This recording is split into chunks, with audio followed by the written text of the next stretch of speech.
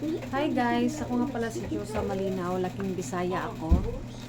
Gumawa ako ng video na to para yung iba dyan sa inyo hindi maloko ng mga manlolokong tricycle driver. Ano ba ang dapat gawin para hindi ka maloko ng mga manlolokong tricycle driver kapag baguhan ka pa lang sa isang lugar? Una, dapat hindi ka mahiyain. Dapat hindi ka nahihiyang magtanong.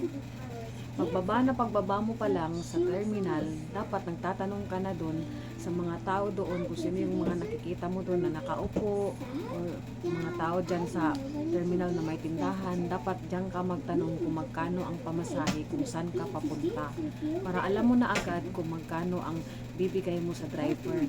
Kasi kapag sa driver ka nagtatanong kung magkano yung pamasahe, syempre malalaman nila na baguhan ka pa lang doon, malalaman nila na hindi mo alam yung pamasahe kasi nagtatanong ka nga, di ba?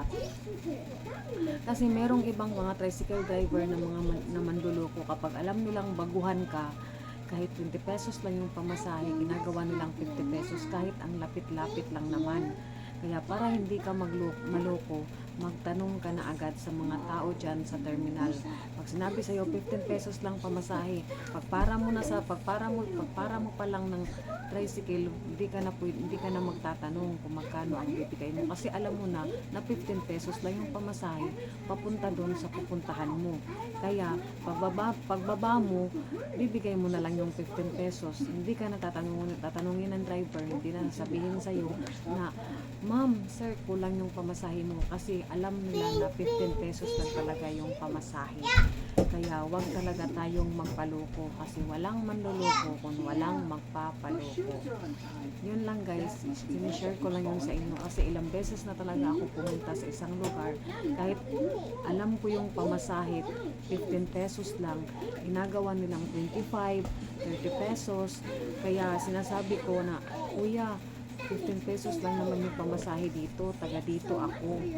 Yun, hindi na sila umiinip, tinatanggap na lang nila yung pera. Kasi meron talagang mga driver na manluloko, hindi naman lahat meron din namang hindi ganun. Pero kadalasan mga driver talaga, pinapatungan talaga nila yung pamasahe kapag alam nila na hindi ka taga dun. Okay? Yun lang guys. Thank you for watching. Bye!